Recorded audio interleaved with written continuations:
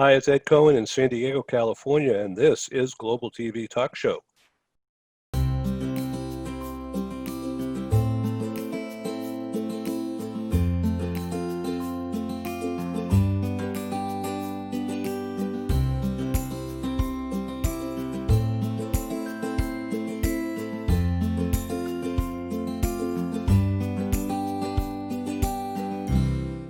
This is a service of globalbusinessnews.net, and it's available free of charge worldwide, 24/7, 365.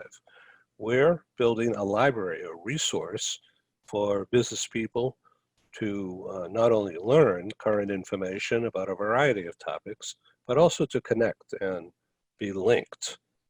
If you need to be introduced personally, just contact me at this email, publisher@globalbusiness.media. Happy to make introductions going forward. So we're honored, really, to have Chuck Brooks join us again. He's in the Washington, D.C. area. He's a world-renowned expert and a presidential appointee on the field of cyber security, cyber threats, and what to do about it. He's going to speak to us in just a moment. First, I want to introduce a good friend and a business colleague in the industry of relocation logistics. Mark Colo is in Southern California. Hi, Mark. Hi, Ed. It's good to be on your show. Yeah, so you're a VP sales with Chipman Relocation and Logistics in the U.S. West. Pretty large operator, correct? Yeah, we are the largest agency network for United Van Lines and Mayflower Van Lines west of the Mississippi. We're owned and operated by Unigroup, which is about a $4 billion company in transportation. But my career has been in relocation for 40 plus years. So I've moved a lot of things and a lot of people, a lot of heirlooms, and a lot of stuff that's very important to people. Memories. Okay, so you're also involved in life important things, and I'm going to jump in here, Mark, so please excuse me for embarrassing you a little bit. You are a founder and a co-founder and now a director of a charity, our favorite charity. It's called findcures.org, and they have a brand new marketing name. Tell us about that, please, Mark. Yeah, it's the new name for the company is called Find Neuro Help. And we changed the name because for some of our customers, it was confusing when they saw the Find Cures. They thought that we were focused on just finding cures for these diseases, but we really are in an indirect way involved with that by funding research groups that have the greatest promise of finding a cure in the shortest amount of time. So we have that advantage. I've been for the last 5 years, I've been focusing primarily on relocating research scientists and laboratories. So, and I've done that again for about 5 years. And in that period of time, I've moved about 90 different laboratories for different research professors and scientists. And all right, so your specialty is because of your affliction with a neuro disease called Parkinson's. That's a specialty of yours, and you've leveraged that, you've reinvented yourself to make that a wonderful, positive thing for you and for many others. Why don't you explain briefly what that is? Yeah, it's been just really great for me. 14 years ago, I was diagnosed with Parkinson's disease, and it was a big pill to swallow at the time. And there was really, at the time of diagnosis, there was no one there to catch my fall or to answer my question or to give me any kind of support. And nobody there to be my advocate, essentially. So there was a gap there in support and services. So myself and 3 other colleagues started Find Cures, which now will be Find Neuro Help. And we designed the company to help individuals right on the onset of their diagnosis, help them get past that mental challenge, that distress they feel, let them know there's a wholesome and a great life ahead of them, and help them find the right resources to make that transition. That's basically what we do as our foundation. Great. Thank you very much for sharing that personal information. We'll certainly get back to you in just a moment.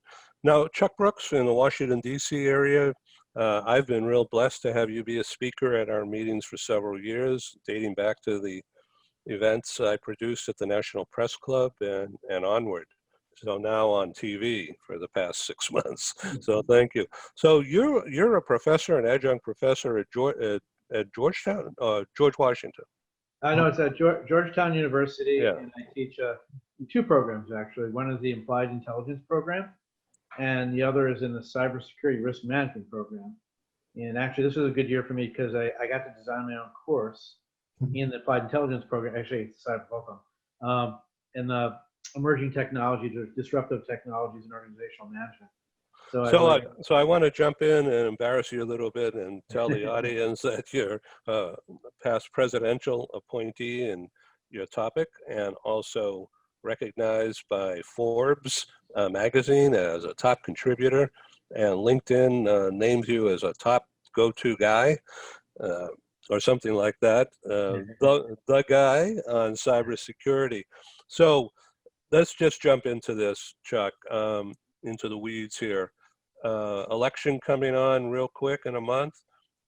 Are the threats real? Well, the threats are always real for elections, but they're not as extreme as one might think, because we got so many disparate systems. Every state has their own machines.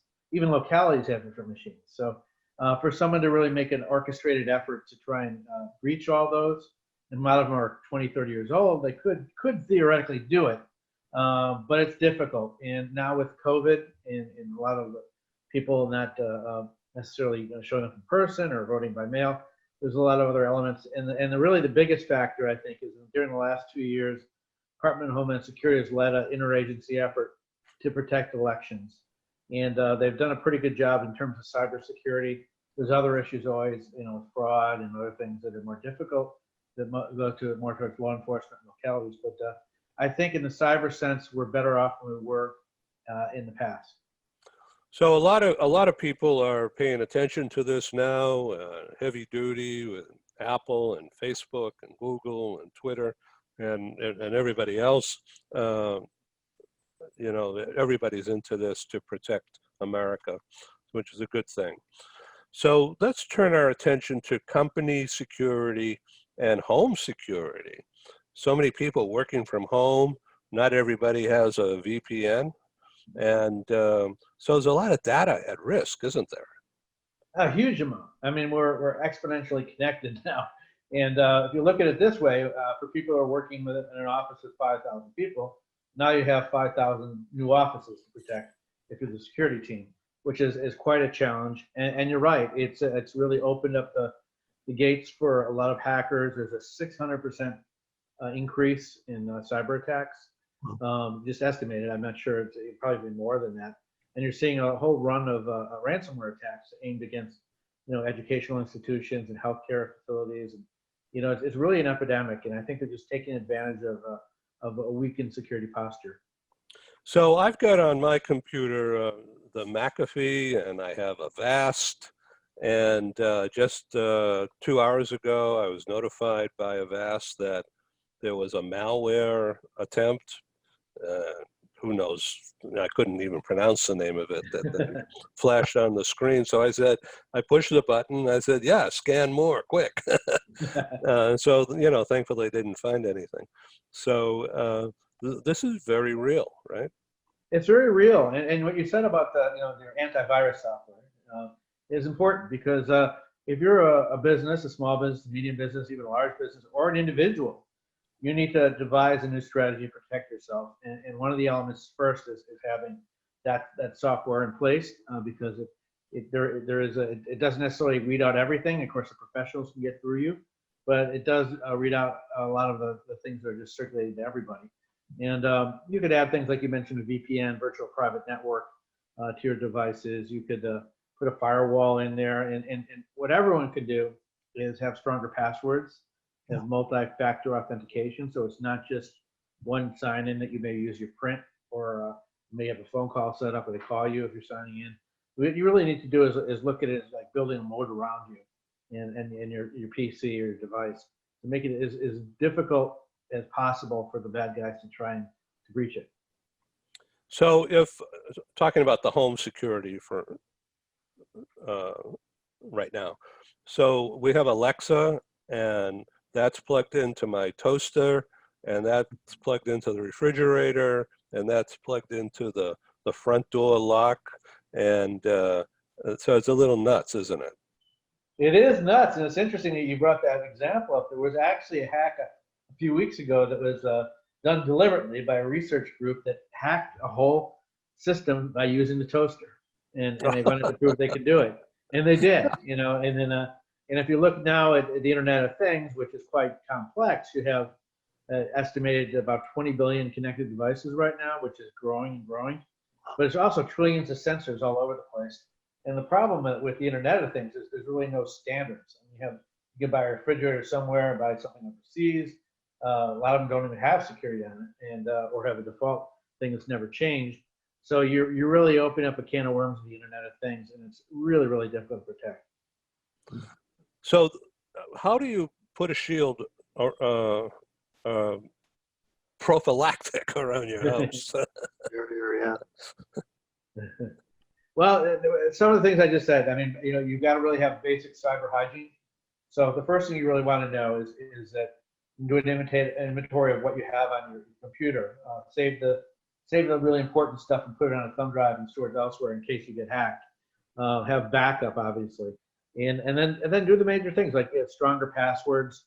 You may want to also look at not participating in a public Wi-Fi because that's an easy way for them to get through to you. And if you really have some really important data, particularly business, you want to look at encryption. You want to encrypt that data to make it more difficult, if it is breached, for them to actually see what's in it. That may be financials, it may be strategies, all kinds of things for businesses, but it's really important to sort of protect the crown jewels. So when you say a secure password, so that could be a combination of, I'm looking at my keyboard here, the whole top row mixed up, combined with the third row. Well, there's a truth that the more difficult it is for them to hack. The problem is that we change our passwords often, we often forget what they are. You're not supposed to write them down, but I do. But there are new tools now, password managers that work fairly well.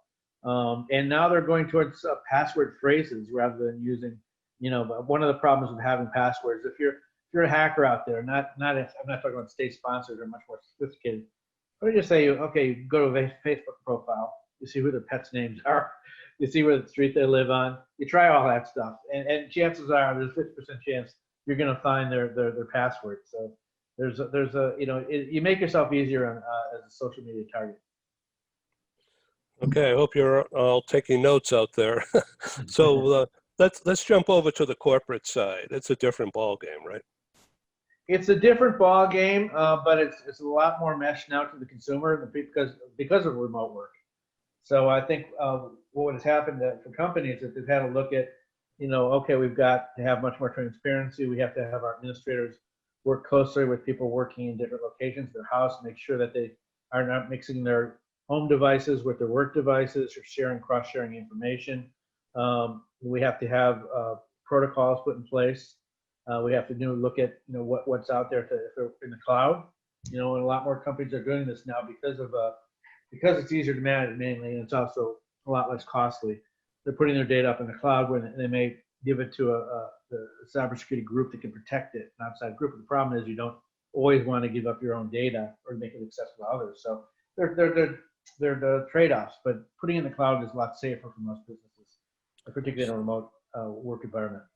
So the cloud isn't in the sky. It's maybe in Black Mountain or underground or down the street in a warehouse, or right. What's the cloud? It could be anywhere. It's basically a different place of storing, and it has a larger storage capacity that you would have on your computer or that you'd have in your office. And since we produce as much data every year as we produced it all the years before, having a capacity to have a lot of these buildings with all the equipment in it it shows how much storage you need and how you have to have everything at the right temperature. But You're right. It's not up there in the sky. It can be transmitted through the sky through satellites, but not up Yeah. So Mark, how are you securing all your crown jewels here? Oh boy, that's a good question.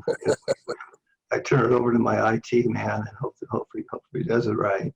So I'm probably pretty limited in terms of knowledge of IT, but I know big data was a big thing a couple of years ago. I remember that was a big topic. I don't know if it still is, but I go about as far as Malwarebytes, I think it's called. there. Yeah, it's a good group. Yes. I use that quite a bit. And I do have McAfee and I have one or two others, but I'm a novice at this, so I'm here to learn from you today, especially. I've already So, learned. so Chuck, your daughter's in college. Is she a brainiac like you are in She's technology? in a different area. She's not in technology. She's in languages, and she wants to be a lawyer. So a different world. It's interesting. It's very difficult to get kids involved in STEM and science still, despite the fact that we're transitioning into a world that is mostly science and technology.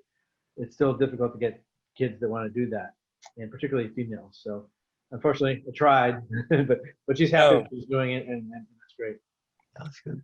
So what's the reason behind that? Because it's got it's male dominated, number one, and number two, it's engineering based.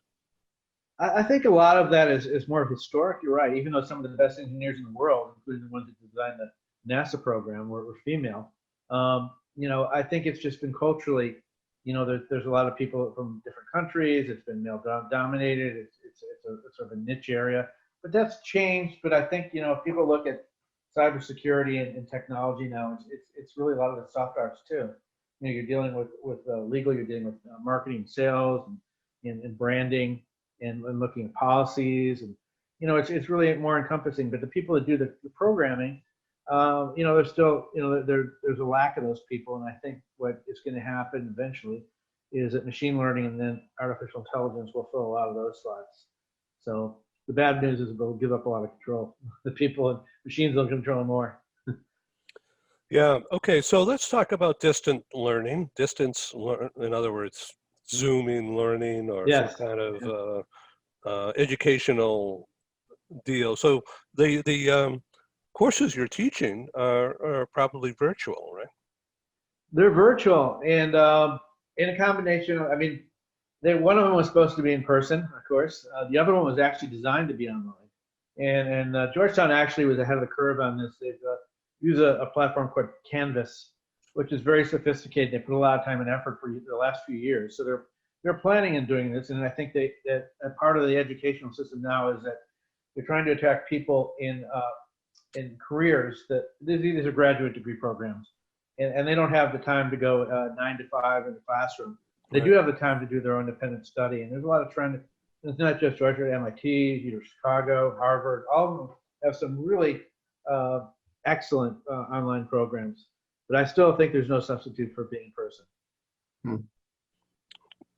So what would you like to add, Mark? I just, when I heard you were from Georgetown University, I was a little excited because the first scientist I ever moved, research scientist, was from Georgetown. Wow.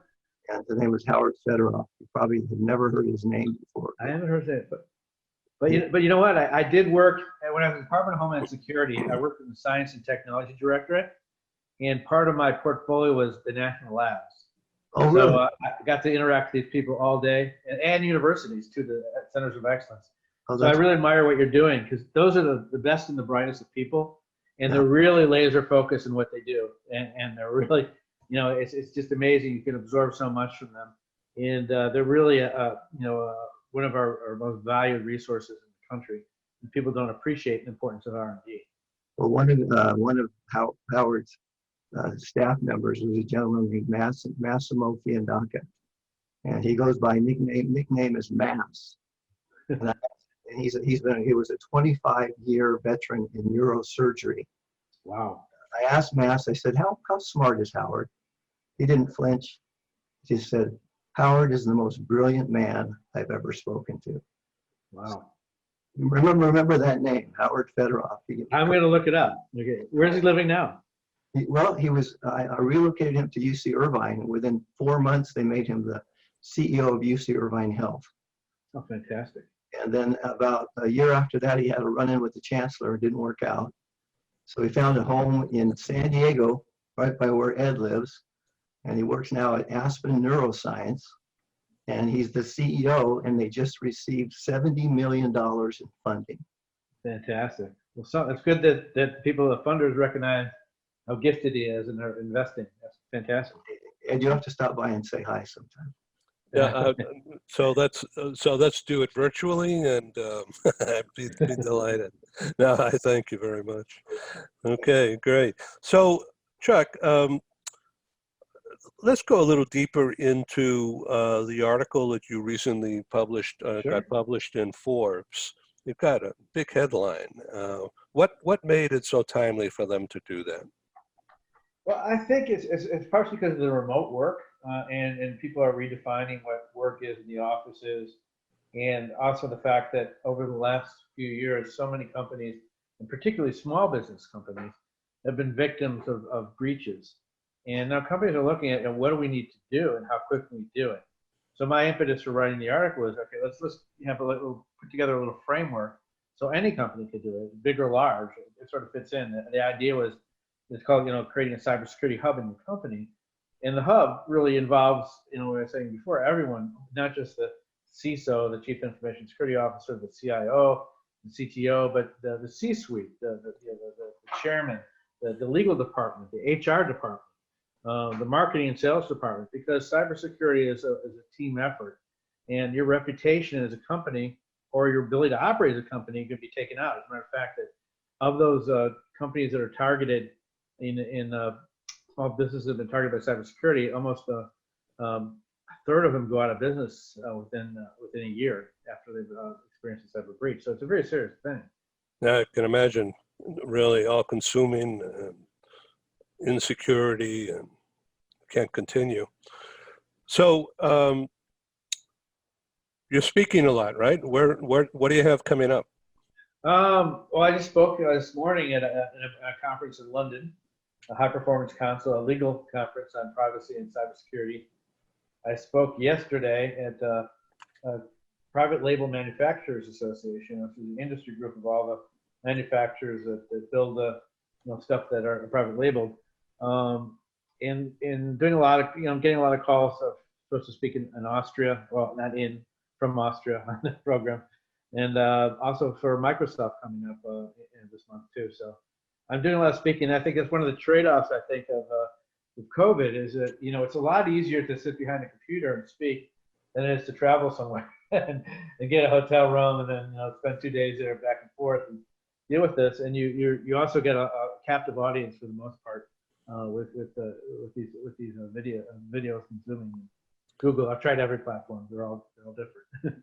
Yeah. So this is Zoom, and so far it's working just fine for us. I was on Ring Central the other day, and in fact, I've got another one tomorrow on Ring Central.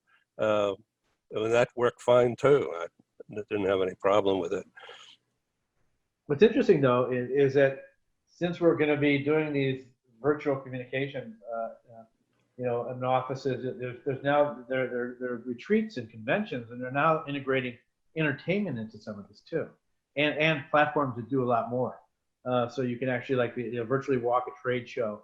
You can get entertainment with a magician. You can do a lot of them are doing where they do send you the liquor at your house, and you participate in the wine tasting and cheese while you're watching a presentation. So they're getting creative, and I think we're gonna have that for at least another 6 months or so. But that's good. Ingenuity is some of the panacea for what we need.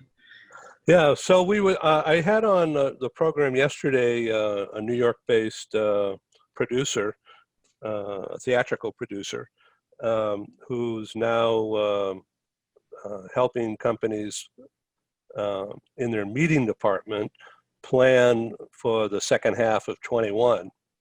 And the word is that although it'll be smaller meetings, they're already going on, but it's going to increase so that a year from now or so, there'll be larger meetings but always with some social distancing and a hybrid of using the video, because some people aren't going to be able to or afford to get on a plane and stay in a hotel. But Yeah, yeah. it'll be a hybrid approach. Hybrid approach. That makes a lot of sense, I think, because we don't know when this is going to end, and the combination of some people are still going to be reluctant to travel, and I think we'll have some more possibilities by hopefully, like you say, the second half. And my sister's in that business for like almost 40 years, so it's I feel for the hospitality industry. It's really it's a big industry, and it includes restaurants too, and conventions, hotels. It's one of the ones that was hit the hardest and is at the greatest risk. So I think we need to do all we can to get as many meetings going when it's safe. So the last meeting that we did live was in DC on That was it. Wow. February 27, and you were there. I was there, yeah. And that's been it. And so came back, and 2 weeks later, this guy who I know says, sit down in front of that screen and we're going to get you on Zoom so you know how to do it. And then a week later, I was producing the shows. Here I am. So just now we're beginning to sign up some advertiser sponsors. Oh, good. So it's been a long time coming, but I'm really optimistic now that because companies are loosening up, a lot of companies are doing well. But not everyone. Yeah. Because they're not adjusting yet, they haven't figured out what to do. Yeah. Mark, in your business, relocation, that's still going on, right? Oh, it is. But we had to change just like everyone else has. I mean, we've really had to change our technology, use of technology. Our industry historically has been archaic when it comes to technology. Very slow to jump on board. And I mean archaic. I mean, like handwritten notes and handwriting you can't read. It looks worse than a doctor's signature. I mean, it's just bad technology. But over the last 40 or 50 years, we've made good advancements. We're doing a lot with our fulfillment programs, where we build hospitals and hotels and specialty buildings. We receive all the product that goes into those buildings. We do last mile deliveries. We do installation work to get all the pieces in place. And we've changed our whole way that we do surveys.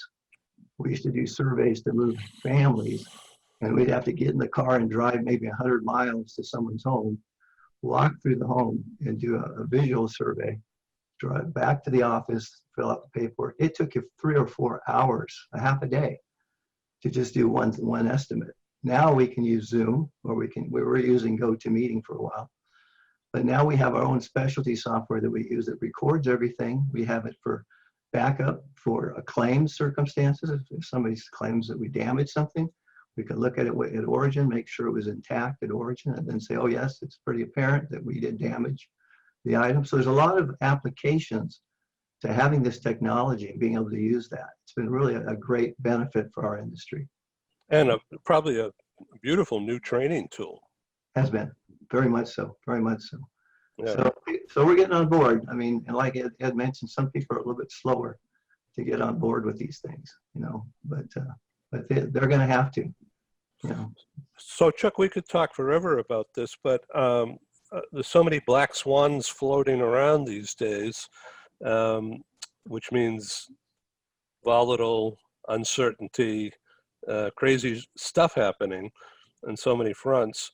Let's talk about, God forbid it happens, but warfare electronically. Are pulses, electronic pulses aimed at buildings, or aimed at sort of like a laser beam out of the movies? So do you remember back in the 60s, they had these Japanese-made movies showing Godzilla crunching down buildings in New York, yeah. and then the U.S. Army or somebody came with a laser beam and and it blew apart. So, but now that's somebody's figured out how to play with that kind of thing. Yeah, it's called EMP, electronic magnetic pulse. And we figured that out years ago. When you detonate a bomb, it creates these pulses, and it's a scary scenario because what can happen is a country could detonate a bomb in the atmosphere and create basically knock out our grid.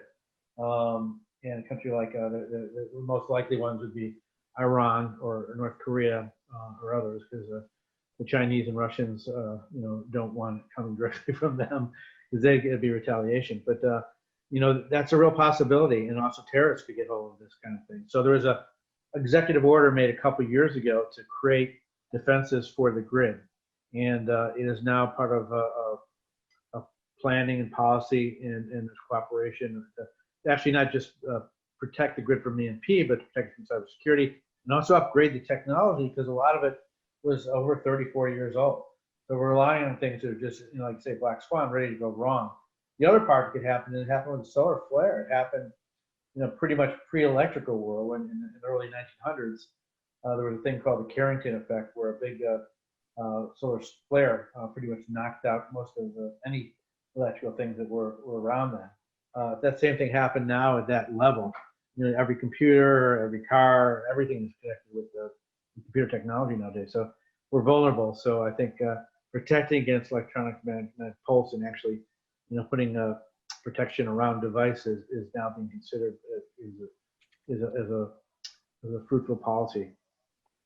So in the news, I'm not asking to pry any information, so just decline or redirect me if I'm veering off the track here. But with the new Space Force, having missiles shoot down from satellites going around. There's so many satellites up there. It's just crazy stuff that can happen, right? Well, it's crazy, and it's not far out. The Chinese already demonstrated they could take out satellites. They did one on their own, but they showed it that you could do it. And now we're more and more dependent on satellites for everything: communication, for our banking, our health. Everything is transmitted, and so there's several ways about doing this. One is protecting satellites and having retaliatory capability. The other part is having redundancy, having a lot of layers, so if something goes out, the whole world doesn't go out, or something vital doesn't go out. But you're right, space is now the new frontier. It's a frontier for warfare. It's really a frontier for information, because data is all gathered from all these satellites, and we could forecast what's going to happen in weather and agriculture, insurance, what happened on the ground, our visibility of things, movements and security, a lot of different things now. So there's even less privacy from the big birds up in the sky. So just to delve into practical uses of all the electronics, not necessarily from a threat point of view, but from a more useful regeneration in areas like Lake Charles, Louisiana, and then another hurricane aiming for that area later this week. This is a mess. The power was all knocked out there. And so rather than rebuild from the ground up, can't they just bring in new science, new technology, and just get things moving again? I think eventually they'll have to do that, because they're basically in a bowl. And the weather patterns for several hundred years have hit New Orleans, depending, they were hit, but they didn't have the sort of congestion they have now of all the buildings and vulnerabilities. But I think they have to design this. And I think there is a science, a material science for stronger buildings. There is a science for earlier warning. There's a way to actually store things off-site, underground, doing different things. Maybe not so much in New Orleans, but there is definitely a world of disaster management and protection that's developing in science, and it's pretty exciting, because they're using a lot of military technologies to sort of augment this. Well, it's a fascinating conversation with you, Chuck Brooks. Thank you for being our guest again on Global TV Talk Show, and I invite you to come back. Mark Colo, thanks again for being on our program. Your insight and perspective, very valuable and very much appreciated. So I thank you guys. Thank you for having me, and look forward to coming back again. Good. Everyone stay safe. So Chuck in DC, Mark in Southern California. I'm in downtown San Diego. Global TV, signing off.